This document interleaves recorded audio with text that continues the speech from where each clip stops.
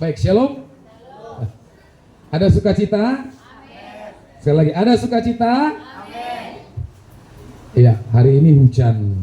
Ya, tetapi yang datang hari ini adalah orang-orang yang penuh dengan iman, orang-orang yang benar-benar cinta Tuhan, orang-orang yang memiliki iman yang tangguh, iman yang kuat, iman yang dewasa.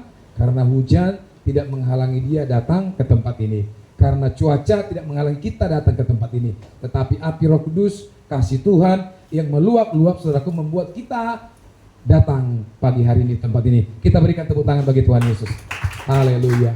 Baik, saudara kasih Tuhan, firman Tuhan pagi hari ini kita baca dalam kitabnya Yosua pasal 3 sampai ayat 17, saudaraku.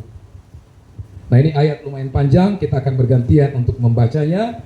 Yosua pasal 3 ayat pertama sampai 17. Perikopnya adalah menyeberangi sungai Yordan. Ayat pertama saya akan baca, jemaat Tuhan yang diberkati Tuhan nanti akan baca ayat yang genap. Demikian firman Tuhan, menyeberangi sungai Yordan. Yosua bangun pagi-pagi, lalu ia dan semua orang Israel berangkat dari Sitim, dan sampailah mereka ke sungai Yordan, maka bermalam mereka di sana sebelum menyeberang.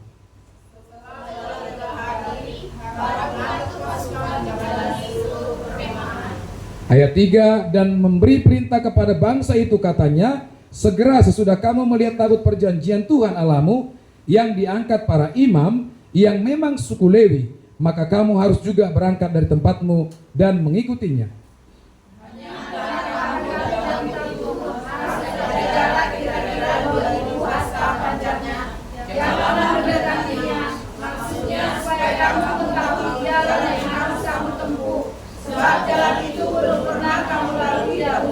Ayat 5, berkatalah Yosua kepada bangsa itu, kuduskanlah dirimu sebab besok Tuhan akan melakukan perbuatan yang ajaib di antara kamu.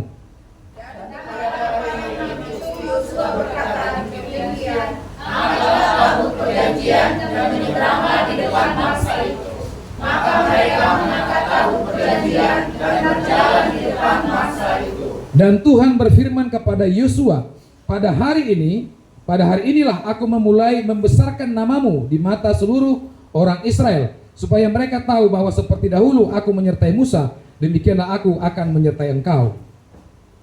Maka aku perintahkan kepada para imam mengangkat tabut perjanjian itu demikian, setelah kamu sampai ke tepi air sungai Yordan, haruslah kamu tetap berdiri di sungai Yordan itu. Ayat 9, lalu berkatalah Yosua kepada orang Israel, datanglah dekat dan dengarkanlah firman Tuhan Allahmu. Jadi kata Yosua, dari hal inilah akan kamu ketahui bahwa Allah yang hidup ada di tengah-tengah kamu, dan bahwa sungguh-sungguh akan dikalaunya orang Kanaan, orang Het, orang Hewi, orang Feris, orang Girgasi, orang Amori, 11, sesungguhnya tabut perjanjian Tuhan semesta bumi berjalan menyeberang di depan kamu, masuk ke sungai Yordan. Maka sekarang pilihlah 12 orang dari suku-suku Israel, seorang dari tiap-tiap suku. Segera sesudah kaki para imam mengangkat tabut Tuhan semesta bumi berhenti di dalam air sungai Yordan, maka air sungai Yordan itu akan terputus, air yang turun dari hulu akan berhenti mengalir menjadi bendungan.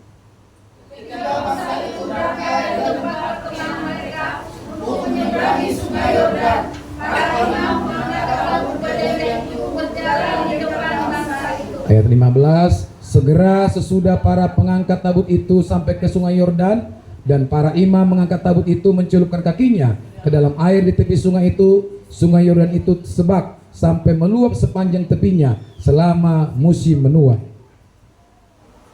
Maka berhentilah air itu mengalir. Air yang turun dari hulu melonjak menjadi bendungan jauh sekali di dekat Adam, kota yang terletak di sebelah selatan. Sedang air yang turun ke laut Arabia itu, yakni laut asin, terputus sama sekali, lalu menyeberanglah bangsa itu di tangan diriku. Bersama-sama 17.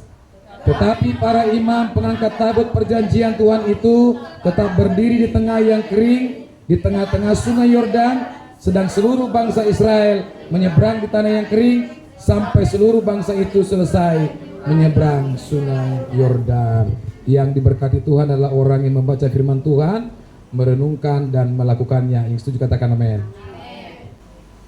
Dan temanya hari ini adalah mulai melangkah dengan masih membel-membel kayaknya, belum bersemangat. Sekali lagi, mulai melangkah dengan iman, saudara. Ya, karena hidup percaya kita ini ditentukan iman kita. Ya, iman kita ini ditentukan oleh pengenalan kita akan Dia. Ya, iman kita juga ditentukan persahabatan kita dengan Tuhan sejauh apa. Iman kita juga ditentukan sebanyak apa kita ya bercerita tentang Tuhan dan membaca surat cintanya. Itu iman kita ditentukan hal-hal yang saya sampaikan tadi. Amin, saudara. Nah, hari ini Tuhan berbicara mulai melangkah dengan iman. Dan hari ini pagi ini kita diuji dengan hujan yang lebat. Saya berpikir tadi malam bahkan tadi pagi, apakah jemaat Tuhan akan datang beribadah? Ya. Jadi hidup ini saudaraku penuh tantangan dan ujian. Kita tidak bisa mengenal seseorang kalau kita belum menguji sifat dan karakternya. Persahabatan kita tidak akan mungkin kuat kalau kita tidak saling menguji satu dengan yang lain. Sampai di mana batasnya. Dengan Tuhan juga seperti itu. Tuhan menguji setiap kita, apakah kita setia dan taat kepada Tuhan. Amin. Ujian yang diberikan Tuhan kepada kita bukan seperti kita makan pop mie. Pop mie itu ketika dibuka, diseduh air jadi masak. Tidak seperti itu iman Kristen. Ya, iman Kristen bukan iman yang instan, tapi iman Kristen adalah iman yang berproses. Katakan proses. Kekristenan imannya adalah berproses, tidak instan. Saudara tahu, ketika Yesus lahir di dunia ini, sebenarnya dia sudah Tuhan dari sananya. Tetapi dia harus menunggu umur 33 tahun supaya proses keyahudiannya ya selesai dan dia bisa tampil untuk melayani Tuhan Bapaknya dan menyatakan pembebasan, keselamatan bagi dunia ini. Amin. Proses. Sehingga saudara selalu saya katakan jangan lari dari proses. Amin. Jangan lari dari situasi yang mungkin kita anggap itu penderitaan. Ya, jangan lari dari situasi yang membuat kita mungkin berkorban, saudara. Jangan.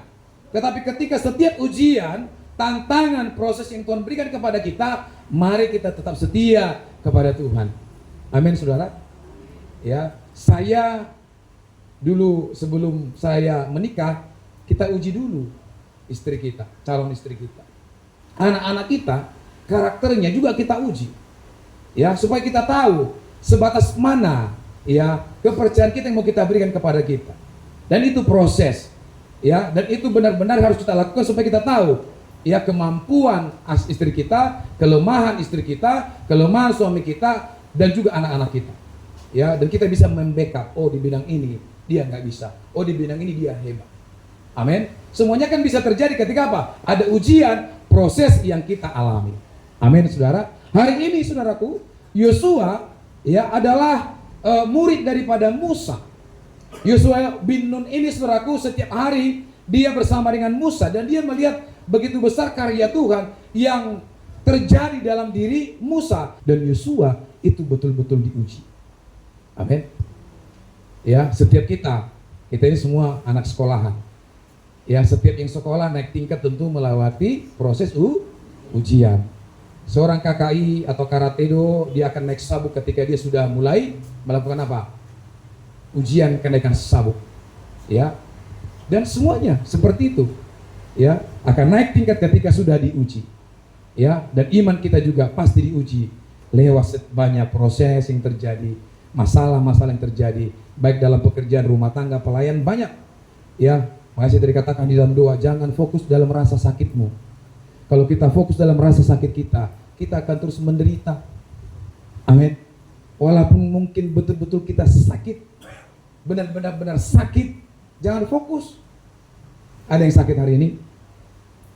Ada yang sakit? Sehat semua? Ya.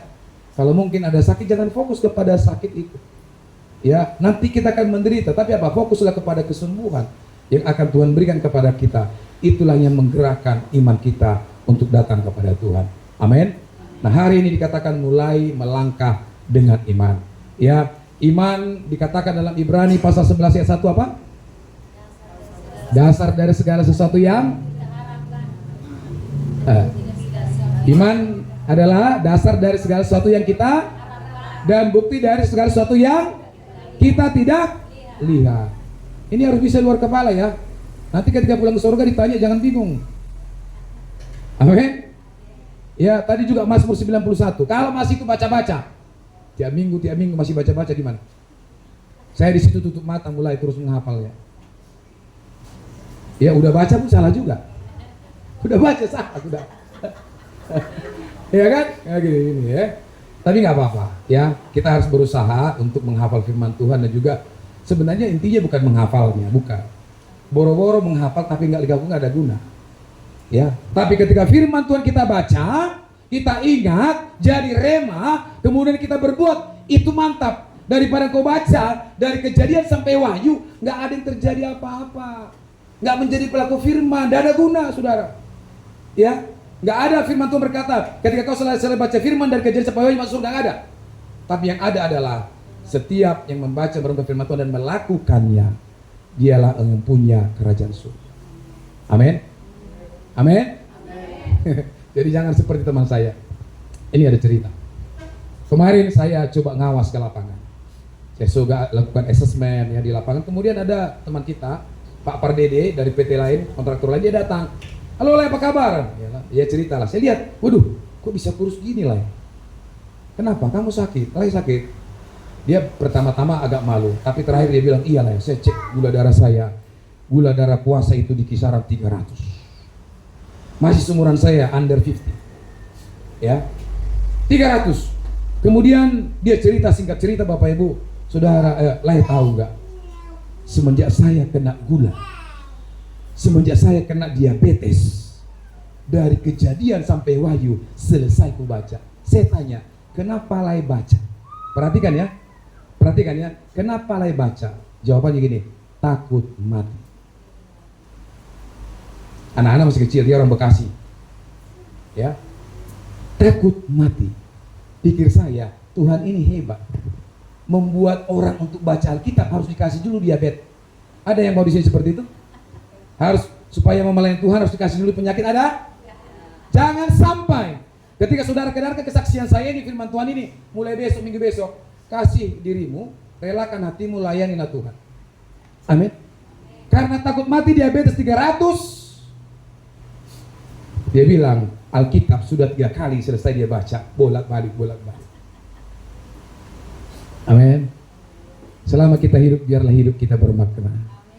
Selama kita hidup, mari kita berarti kepada Tuhan, kepada sesama, kepada keluarga. Saya percaya kita menjadi berkat. Ketika pun waktunya datang juga, ya semuanya pasti mati. Ya, amin. Jangan sesudah sakit baru layani Tuhan. Jangan sesudah sakit baru baca firman. Ya, itu tidak betul itu. Yang betul itu adalah baik sehat, baik sakit, bacalah firman. Renungkan siang dan malam, lakukan. Ya, amin. Supaya kita seperti Yosua yang terus melangkah dengan iman, menuntun bangsa Israel yang keras kepala dan tegar tengkuk ini. Nah, saudara kasih Tuhan, iman tadi adalah dasar dan bukti yang belum pernah kita lihat, belum pernah kita rasakan, tetapi kita percaya. Itulah iman. Nah, iman yang benar membawa, saudaraku, setiap orang percaya memiliki apa? Keberanian melangkah meskipun ada tantangan di depan. Memulai pelayanan ini, saudaraku, saya juga takut. Ya, ada juga Pak Habib di sini, awal-awal merintis sini. Saya juga takut karena saya memang dasarnya, basicnya bukan seorang gembala. Saya ini penginjil, makanya keras, ya kan? Tegas gitu ya, terbawa itu suasananya. Tetapi saya mikir-mikir, ya diskusi-diskusi dengan Tuhan, dengan teman-teman, ini waktunya, ya, untuk kita boleh bersama-sama melayani Tuhan. Nah, itu tantangannya besar. Tetapi saudaraku, saya punya iman bahwa tidak ada yang tidak terselesaikan bersama dengan Tuhan. Saya bilang, yuk doa, ya, yuk sungguh-sungguh percaya kepada Tuhan. Tuhan pasti sediakan, meskipun kita tidak melihat hari yang di depan, jalan di depan, ada besar tantangan, Tapi kita percaya kita akan diberikan izin untuk membuka pelayanan di kota Dumai. Saudaraku, 2 tahun bergumul, surat tanda lapor kita dikeluarkan dari Sinode GB. Tepuk tangan untuk Tuhan. Amin. Ya, karena apa? Karena doa-doa kita, karena kepercayaan kita yang sungguh-sungguh. Dan ini saudaraku, tahun ini saya sampaikan kepada jemaat kemarin, kepada panitia Natal. Tahun ini kita akan juga kepada gembala pembina. Ini kita bisa menjadi gereja lokal. Tantangan ada di depan. Apa tuh tantangannya? Apakah sudah memenuhi quorum atau kuota sebagai gereja lokal? Apa saya sampaikan kepada saudara? Doa saja, percaya saja. Kalau dari awal sudah Tuhan menyertai, sampai endingnya Dia akan menyertai. Amin. Seperti Yosua dan Musa dan Kaleb membawa bangsa itu dari tanah Mesir ke tanah Kanaan. Mereka tidak tahu, tidak ada mappingnya saudara. Tidak ada rute perjalanan yang Tuhan berikan. Tuhan bilang begini, bawa bangsaku dari tanah Mesir menuju tanah Kanaan. Ya, kalau boleh Musa berbicara dengan Tuhan. Tuhan mana mappingnya? Tuhan mana rutenya? Tuhan mana belum ini loh Tuhan proposal dananya perjalanan Mesir menuju Kanaan. Dia tidak bilang begitu sama Tuhan. Ya. Nanti kalau ada raksasa-raksasa di jalan bagaimana? Terus ini melewati tanah Kanaan, ada laut.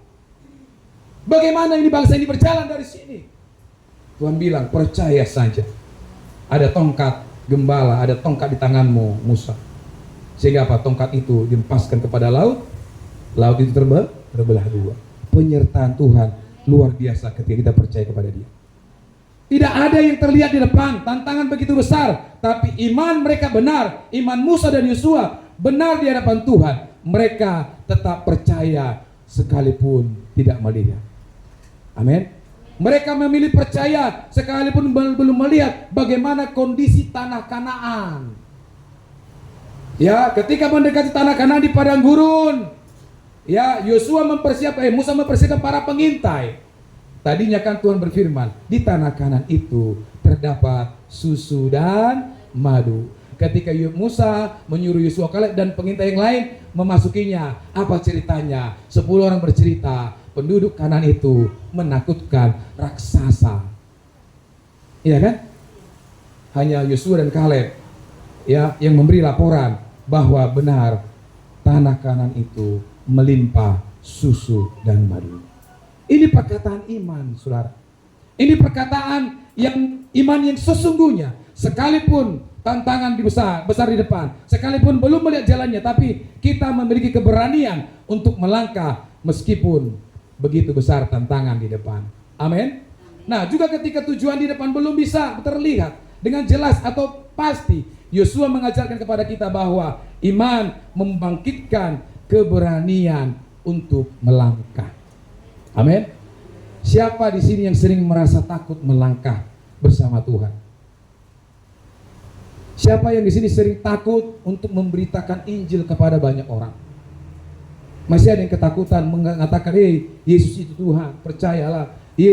Yesus itu satu juru selamat, percayalah. Sebelum almarhum, percayalah. Itu keren kemarin Pak Pendeta Esresoro ketika berdebat dengan Kainama. Saya nonton habis, saudara. Statement closingnya keren. Ya Pak Kainama, sebelum Anda almarhum, kembalilah. Tidak ada bukti yang konkret dari bukti sejarah yang menyatakan Yesus benar-benar tidak mati dan tidak pernah ada di dunia ini. Ya, kekristenan membuktikan bukan fakta daripada Alkitab, tapi fakta di luar Alkitab. Kita buktikan bahwa Yesus itu benar-benar ada, mati, bangkit, dan hidup. Amin, saudara? Kalau Alkitab jelas, secara eksplisit dijelaskan bahwa Yesus itu lahir, mati, bangkit, hidup, dan naik ke surga, hidup selama-lamanya. Jadi Tuhan kita itu bukan Tuhan yang mati, Tuhan yang hidup. Amin. Amin. Jadi iman kita, saudaraku, adalah iman yang harus begitu kuat untuk terus melangkah seperti Yosua. Nah, dari Yosua ini apa yang kita teladani, saudara? Ayat yang kelima. Saya baca Yosua pasal yang ketiga, ayat yang kelima. Ini yang pertama yang kita teladani daripada Yosua. Berkatalah Yosua kepada bangsa itu, kuduskanlah dirimu, sebab besok Tuhan akan melakukan perbuatan yang ajaib di antara kamu. Ya kan? kuduskan. Nah, yang pertama kita lihat bahwa Yosua mengerti arti kekudusan. Yosua mengerti dan paham bahwa Allah yang disembah, Elohim, Yahweh, Zebaoth, itu adalah Allah yang kudus. Hidupnya itu masih jorok gitu. Ya, hidupnya itu masih tidak bersih, saudaraku. Ya, firman Tuhan berkata, Allah yang kita sembah adalah Allah yang kudus adanya. Amin. Sehingga bukan kita yang kudus, persembahan-persembahan pun, perhatikan tabernakel, persembahan-persembahan pun, bahkan seluruh perangkat atau perkakas di bait Allah itu harus kudus. Gak boleh main-main. Ya, sekarang kekristenan tidak semua, tapi ada juga yang bermain-main datang kepada Tuhan. Ya, dulu itu betul-betul kudus. Amin. Iman daripada Yosua didasari kekudusan kepada Tuhan. Ya, perintah Yosua kepada bangsa Israel, kuduskanlah dirimu, sebab besok Tuhan akan melakukan perbuatan yang ajaib di antara kamu. Kekudusan selalu berbicara tentang yang pertama, sesuatu yang disiapkan. Amin. Ya, apa itu yang disiapkan? Kalau dulu itu persembahan, Allah sangat senang dengan persembahan dari ternak. Ya, sangat senang. Dan itu yang disampaikan kepada umat-umat Israel. Tetapi ada persembahan di luar ternak juga diberikan. Contoh ketika Kain dan Habel mempersembahkan, kedua anak Adam ini mempersembahkan persembahan kepada Tuhan. Perhatikan, persembahan siapa yang diterima?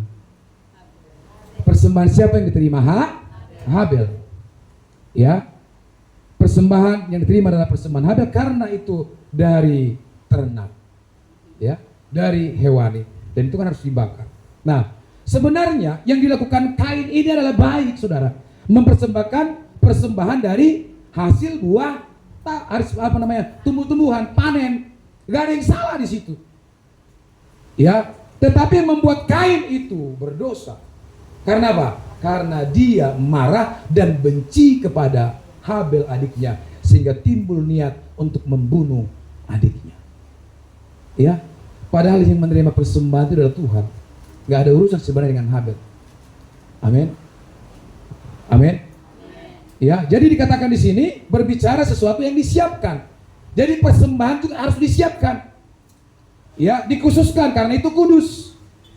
Ya, jangan boro-boro datang dari rumah, udahlah karena persembahan, udah kasih, enggak. Tapi dari rumah benar-benar kita persiapkan apa yang mau kita persembahkan kepada Tuhan, termasuk diri kita ini. Makanya selalu saya bilang dalam doa pengerja, yuk Sabtu Minggu gak usah buat dosa dulu. Sabtu itu jaga hati dah, jaga dulu perbuatan pikiran, karena Minggu Tuhan akan melakukan perbuatan yang ajaib di antara kita. Ya, jangan buat masalah Sabtu Minggu, karena kita akan melayani, supaya ketika kita datang ke tempat ini wajah kita berseri-seri melayani Tuhan. Amin. Karena wajah kita tidak bisa dibohongi kondisi hati kita. Apa yang di sini itu yang di sini. Amin. Saya sekarang marah akan nampak di sini. Hati saya sukacita nampak di sini. Ya, nggak bisa dibohongi. Amin. Jadi kita kuduskan, makanya setiap Sabtu kalau bisa, kalau mampu, tidak menjadi diwajibkan, tapi yuk hamba Tuhan berpuasa. Nah, yang kedua, kekudusan berbicara tentang yang dikhususkan atau dipisah. Ya, nggak boleh digabungkan dengan yang tidak kudus. Bahkan Maleakhi bilang begini, orang yang beribadah dengan tidak beribadah juga akan nampak, akan dipisahkan. Kambing dan domba akan dipisahkan, jerami dan emas akan dipisahkan. Dipisahkan dengan apa? Dengan api. Ya, kalau satu tempat masukkan jerami, masukkan emas, dibakar, lihat siapa yang bertahan. Jerami akan hangus dan debu, emas akan semakin murni.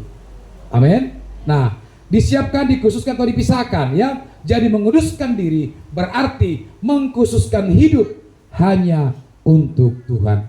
Pagi hari sebelum kita berangkat kerja, doalah. Pagi hari sebelum melayani, doalah. Tadi saya bangun tidur, saya sujud, Tuhan ini hujan. Piye itu? Saya kan ngomong Tuhan begitu. Piye itu? Ini berhenti nggak? Enggak berhenti juga. Ya, tapi saya bilang, ingatkan umat-umatmu supaya mereka beribadah. Amin. Ya. Nah, seperti itu Bapak Ibu, setiap langkah-langkah hidup kita khususkan bagi Tuhan. Setiap hari kita khususkan hidup kita hanya untuk Tuhan. Jangan sama yang lain. Itu berbeda Bapak Ibu. Selalu saya katakan pengenalan kita itu ditentukan. Cara kita sekarang ini Bapak beribadah ditentukan pengenalan kita tentang Tuhan. Ya. itu ditentukan. Jadi kalau kita berteman erat dengan Tuhan, bergaul karib dengan Tuhan seperti Nuh, bayangkan Nuh itu disuruh bangun kapal di atas gunung, ukurannya ditentukan. Kalau kita hidup zaman Nuh mungkin termasuk saya bilang, ini Nuh gila ini. Gimana buat kapal di atas gunung? Ya, coba masuk akal nggak itu? Ya, orang kan bisa buat kapal, lihat di Dumaine, itu kan dekat laut. Ketika kapalnya selesai gampang dijatuhkan ke air laut itu kan. Ini di atas gunung, Tuhan bilang buat di atas gunung, tingginya sekian hasta, lebarnya sekian hasta, panjangnya sekian hasta. Ya, dan diatur siapa yang bisa masuk ke sana. Ini. Engkau dan anak-anakmu dan menantumu. Di luar itu nggak boleh. Ketika air bah datang, mati Mas Udi. Kecuali mereka sekeluarga dan semua binatang dan tumbuh-tumbuhan yang berpasang-pasangan itu masuk. Ya, nggak masuk akal kan? Jadi kalau itu tidak masuk akal, berarti itu dari Tuhan. Amin. Amin. Ya, kita nggak masuk akal. Kita mau tahun ini akan pentabisan gereja, Natal lagi, nggak masuk akal kan dananya. Kemudian kita mau buat AC lagi, kita mau tutup depan situ sama sini, pasang AC mungkin 3 unit, nggak masuk akal. Kita mau beli drum, mau listrik lagi, mau bass lagi, masuk akal? Enggak. Melihat keuangan nggak masuk akal. Tetapi Tuhan kita adalah Tuhan yang tidak masuk akal, yang sanggup memberkati saudara dan saudara. Amin.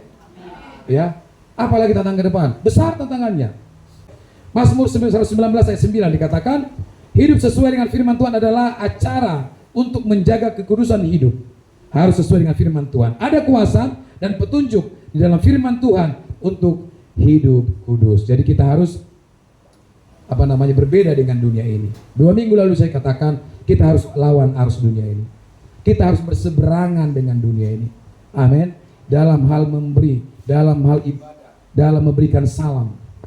Ya, dalam hal berbicara, kita harus berbeda. Kita harus berseberangan dengan mereka. Ya, itu membuktikan bahwa kita adalah anak-anak Tuhan. Nah, yang kedua, dari Kaleb ini apa yang menjadi teladan? Iman percayanya. Nah, iman Yosua didasari dengan janji Tuhan. Ayat 7. Satu orang baca. Yosua pasal 3 ayat 7. Silakan. Atau sama-sama. 1, 2, 3 ya. Dan Tuhan berfirman kepada Yosua, pada hari inilah aku mulai membesarkan namamu di mata seluruh orang Israel, supaya mereka tahu bahwa seperti dahulu aku menyertai Musa, demikianlah aku menyertai engkau. Allah menyertai Musa tentunya dengan janji. Pujian kita berkata, saya tahu tadi salah. Ya kan? Salah tadi lagunya Bu ya? Bukan itu kan? Tetapi saya senyum dengan Tuhan. Saya yakin itu dari Tuhan. Karena pujian kita berkata, ku percaya janjimu ajaib, terukir dalam kehidupan. Ya, ku percaya janji Tuhan ajaib. Nah, iman daripada Yosua didasari janji Tuhan. Ya, apa janji Tuhan secara general kepada semua anak-anak Tuhan? Apa janjinya, Bapak Ibu? Ya, ini harus saya kasih tahu supaya kita serius dengan Tuhan. Supaya iman kita itu jangan iman Senin Kamis. Ya, maksudnya kalau enak ya doa, kalau nggak enak nggak datang gereja. Ya kan gitu, iman Senin Kamis. Ya, yang benar itu iman setiap hari, ya kan gitu ya. Apa janji Tuhan? Janji Tuhan kepada semua umat pilihannya, orang yang percaya kepada Dia apa? Hidup dalam kekekalan selama-lamanya di surga. Itu janjinya. Jadi kalau janji itu kita imani, ya, kita percaya, maka janji itu akan menggerakkan kita, saudara. Ya, artinya apa? Tidak ada hari tanpa Tuhan. Kalau nggak ibadah hari Minggu ada yang kurang. Amin. Ya, kalau nggak membaca firman Tuhan 1 ayat 1 hari, kok ada yang kurang? Karena apa? Kita diatur, dikendalikan oleh tujuan hidup kita, hidup bersama Tuhan selamanya di surga. Amin. Sekalipun pekerjaan kita berat. Kalau ada yang orang melukai hati kita, karena ada janji Tuhan yang akan membebaskan kita, ya, dari setiap dosa yang kita lakukan, ya udah ampuni saja. Ya, suami melukai hati kita, istri melukai hati suami, anak-anak sebaliknya, udah, ya, ampuni saja, ampuni saja. Amin. Kalau kita terus memelihara sakit pahit, sakit hati, akar pahit dalam diri kita. Apa yang mau kita dapat dari Tuhan? Terus sebagai hamba Tuhan, apa mau saya bagi saudara kalau saya asli sakit hati dengan klien? Apa mau dapat? Yang datang kutuk saudara. Amin. Jadi bebaskan diri kita dari keterikatan itu, karena ada janji Tuhan yang mengarahkan kita untuk terus hidup bersama dengan Dia. Yosua didasari oleh janji Tuhan. Tuhan berjanji kepada Yosua bahwa penerus Musa itu akan menjadi besar dan berada di dalam penyertaannya. Itu janji Tuhan. Maka ketika Yosua dan Kaleb mengintai negeri itu, mereka memberikan statement yang berbeda dengan 10 pengintai. Maka saya harus katakan, orang yang sungguh-sungguh beribadah kepada Tuhan, hidupnya pasti beda. Gak sembarangan ngomong ini. Beda hidupnya, perhatikan. Ya, pasti berbeda. Senyumnya pasti beda. Saya mendengarkan kesaksian kemarin seorang hamba Tuhan, Pastor Gideon Simajuntak. Dia khotbah di GB Glow yang digembalakan oleh Pak Gilbert Lumuindong. Dia bilang begini, suatu ketika dia diajak oleh jemaat yang makan siang di tempat lain yang mewah. Rupanya jemaat ini dia tidak kenal lagi karena memang ya banyak ya kan. Tapi ketika dibawa makan, ya jemaat ini bercerita, Pak saya mau saksi. Bapak kenal sama saya enggak? Enggak. Sayalah yang Bapak doakan, atau sayalah yang mendengar khotbah Bapak 3 bulan yang lalu. Saya ini adalah kurir narkoba. Suami istri, anaknya 4 lahir dari narkoba dan memakai narkoba. Dan ketika brojol anaknya, dia bilang sama suaminya, lu jangan habisin tuh barang ya, gue mau pakai. Itu anak lagi baru lahir tuh. Bayangkan. Tapi ketika firman Tuhan disampaikan, ada janji Tuhan yang mereka pegang, hidup mereka ini berubah. Dari dia pengedar narkoba, sekarang pengedar firman Tuhan. Kemana-mana ke penjara dia melayani narapidana yang narkoba itu sudah membagikan firman Tuhan. Karena apa? Hidupnya diubahkan. Ada janji Tuhan yang diimaninya bahwa dia akan diangkat dan dipulihkan Tuhan, dan mereka bisa lepas, bukan hanya pemakai tapi mereka pengedar. Bagi Tuhan tidak ada yang mustahil, Bapak Ibu. Amin. Ya, jadi kalau kita sungguh-sungguh memegang janji Tuhan, Tuhan akan pelihara kita dan Tuhan akan angkat kita seperti Dia mengangkat dan menyertai Yosua membawa bangsa itu keluar dari tanah Mesir. Nah, Tuhan tidak lalai menepati janjinya. Katakan amin. Amin. Ya. Amin ya. Amin ya, Mang. Ya. Tuhan tidak pernah lalai menepati janjinya, menjadi dasar yang penuh kepastian bagi janji-janji yang lain. Mari kita baca dalam 2 Petrus 3 ayat 9. 2 Petrus 3 ayat 9.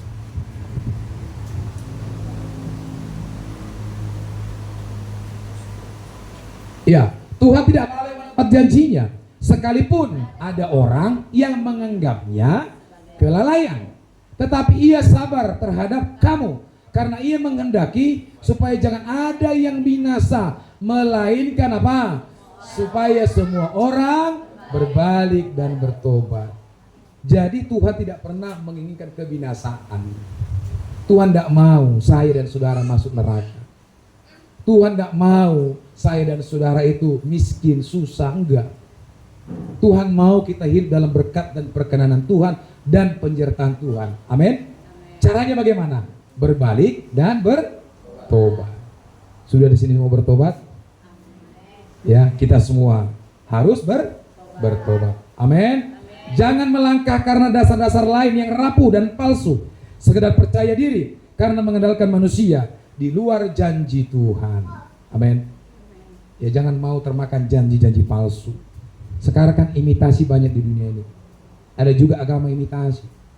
Ya, ada juga janji-janji palsu dari hamba Tuhan, dari jemaat. Ya, jangan terlalu diopeni. Percaya saja kepada apa? Janji Tuhan. Percaya kepada kebenaran firman Tuhan yang menuntun langkah kita ya maju ke depan untuk meraih setiap janji Tuhan. Yang ketiga, yang terakhir saudaraku, apa yang kita pelajari dari dasar iman daripada Yosua? Iman Yosua, saudaraku, didasari oleh keberanian. Amin. Amin. Semua sudah berani di sini? Besok saya suruh baptis orang udah berani? Amin. Besok saya suruh menjadi worship leader udah berani? Nggak jual maun lagi. Disuruh doa siapa udah bisa. Amin. Harus bisa, si Peter aja amin. Ya. Harus bisa Bapak Ibu, amin. Jadi harus didasari keberanian. Nah, keberanian adalah sangat penting yang akan menghantar kita untuk melangkah. Sebaliknya ketakutan tidak akan membawa kita kemanapun. Makanya ada pujian dari buku NB. Dang mabiara audisi Tuhan Yesus dongaki Saihu tonoku Yesus Olo aku namai. Masih ada yang takut di kamar mandi malam-malam? Enggak ada. Masih ada istri yang bilang, Pak temani kamar mandi? Masih ada? Enggak ada. Masih ada anak-anak di sini, temani mama ke kamar mandi, takut? Masih ada? Ya. Yang seperti ini harus kita doakan. Amin. Jadi jangan pernah takut. Iman Yosua didasari keberanian, sekalipun penduduk tanah Kanaan itu besar-besar dan mengerikan. Ya, dia tidak takut sebab dia tahu bahwa Roh Allah menyertai dia. Amin. Pujian kita berkata, ku tidak takut sebab kau besertaku. Ku tidak bimbang sebab engkau menopangku. Haleluya. Kemarin ini kesaksian dari pasangan saya. Saya ikut turnamen sekota Bengkalis, sekabupaten Bengkalis, badminton. Saya lihat seperti analogi daripada singa.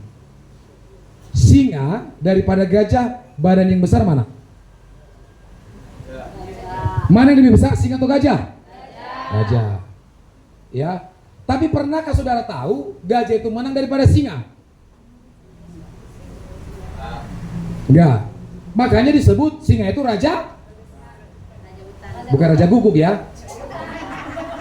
Singa itu raja hutan. Enggak pernah gajah menjadi raja hutan. Kenapa saudara? Karena singa selalu melihat hewan-hewan yang lain itu adalah apa? Makanan. Jerapah setinggi itu dia loncat saudara. Kenapa? Di matanya itu makanan. Monyet lari manja setinggi itu dikejar sama singa harimau itu dapat. Karena apa? Di matanya makanan. Ketika saya dipanggil, pasangan si A si B kami hadir. Waduh, ini besar-besar nih lawan nih kan. Jadi gimana nih? Saya udah tua kan, 45, kan begitu ya. Jadi saya lihat, oh masih ada yang lebih tua. Kemudian juga yang berat badannya juga masih ada di atas saya. Saudara tahu, saya bilang sama teman saya, bro, saya bilang gitu. Ini semua masih level kita. Di tangan juara 2. Kan begitu. Tangan juara 2. Oke bang, main. Rupanya di tengah jalan ini kakinya ini selaputnya, selaput apa namanya? Itu robek. Robek tablang kesakitan lalu terguling-guling di lapangan. Sehingga kita angkat.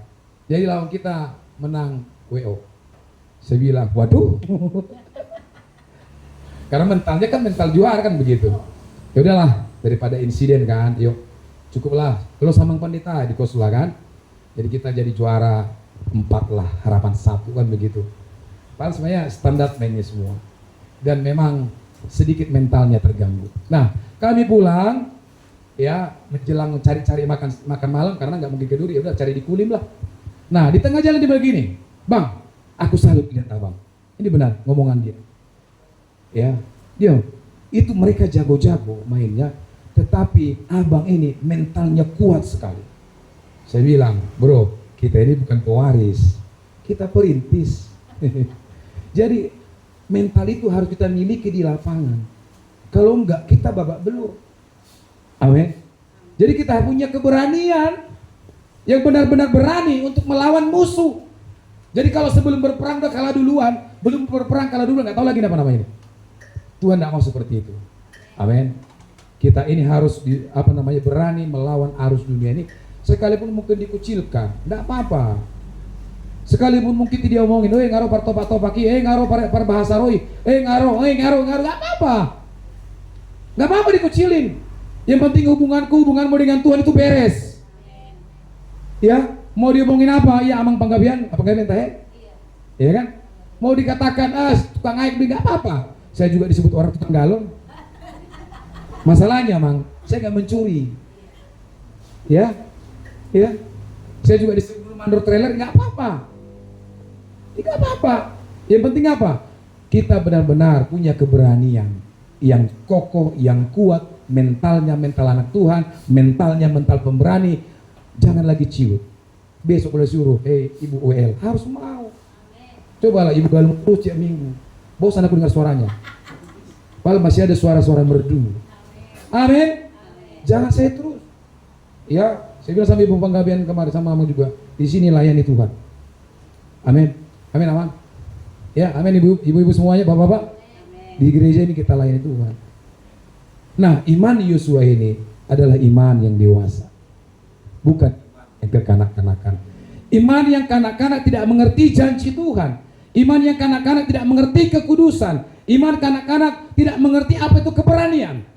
Tapi iman yang dewasa mengerti kekudusan, mengerti janji Allah, mengerti apa itu keberanian bersama dengan Tuhan. Amin. Jangan besok mendoakan orang yang kesurupan setan, bukan setan yang lari, kau pula yang lari. Ya, jangan, harus punya keberanian. Tuhan, udah harus mental anak Tuhan. Amin. Amin. Ya, hamba Tuhan pernah ngomong ke saya memang sekalipun sudah berkhotbah, tapi setiap saya ngomong di hadapan hamba Tuhan, saya pasti keringat dingin lah. Saya pasti taruh tokor, nggak apa-apa. Mentalnya harus mental yang kuat. Amin. Pasti nanti kalau dilangkahi terus dijalani, pasti akan jadi apa yang Tuhan masukkan dalam hidupnya. Iman yang ketiga yang kita pelajari Yosua adalah didasari dengan keberanian yang daripada Tuhan. Perintah Tuhan disertai janji bahwa ketika kaki para imam mengangkat tabut masuk ke sungai Yordan, sungai itu akan terputus alirannya. Lihatlah saudaraku, Yosua memimpin bangsa itu untuk menjadi pemberani dan melihat bahwa keberanian mereka mengantar mereka ke seberang sungai Yordan. Ada lagunya kan? Menyeberang sungai Yordan, haleluya, pasti banyak rintangan, haleluya. Ya, itu lagu sekolah minggu. Menyeberang sungai Yordan, sampailah bangsa itu melewati sungai Yordan. Nah, roh keberanian saudara perhatikan. Amin. Dia tidak takut, dikelilingi bangsa Arab, dikelilingi orang-orang yang membenci mereka. Ya, tanah mereka harus sesuai dengan peta yang ada di Alkitab, dan itu harus sampai. Mereka tidak pernah takut. Terus sampai sekarang agresi terjadi. Dan kemarin ada yang meninggal dari pihak Palestina. Ya, sebelumnya Presiden Iran meninggal. Kita tidak tahu apakah karena nggak tahu, itu urusan mereka. Tapi itu fakta sejarah. Amin. Nah, bangsa ini nggak ada takutnya. Saudara pun tidak boleh takut, harus punya keberanian seperti Yosua untuk meraih setiap janji dan berkat Tuhan, bahkan membawa gereja kita ini menyeberang kepada berkat-berkat yang lebih lagi. Amin. Kalau bangsa itu dibawa 2-12 orang, kita ini lebih, kita percaya bahwa Dumai akan dilawat oleh Tuhan lewat hidupku, hidupmu, hidup kita semuanya. Amin. Bangkit berdiri.